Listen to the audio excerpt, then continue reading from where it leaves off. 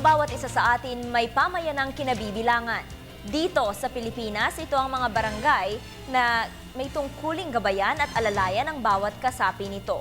Bago ang ating pagboto sa barangay elections mamaya, alamin ang struktura at kasaysayan ng barangay bilang pinakamaliit na unit ng pamahalaan. Para sa detalye, balitaan mo kami, Benj Bondo. Ang isang bansa, binubuo ng mga lalawigan. Ang mga lalawigan, binubuo ng mga lungsod at bayan. Ang mga lungsod at bayan, may mga distrito kung saan matatagpuan ang maliliit na komunidad. Sa Pilipinas, tinatawag itong barangay.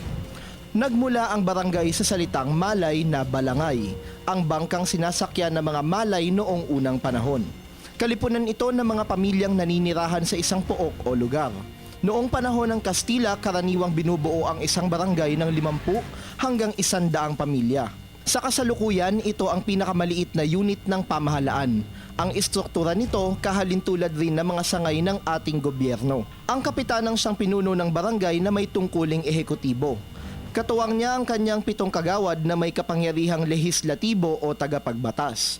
Ang lupon tagapamayapa naman ang sangay hudikatura ng barangay. Ito ang nagpapasya sa mga kasong idinudulog ng mga kasapi ng komunidad upang di na ito umabot pa sa husgado.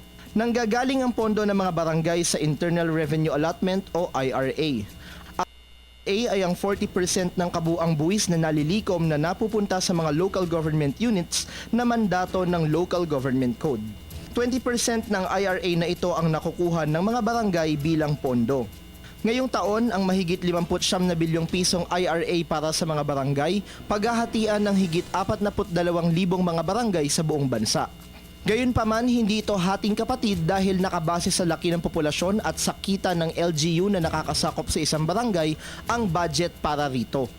Ang Barangay 176 sa Bagong Silang, Caloocan na pinakamalaking barangay sa bansa, posibleng makakuha ng pondong aabot sa 100 milyong piso.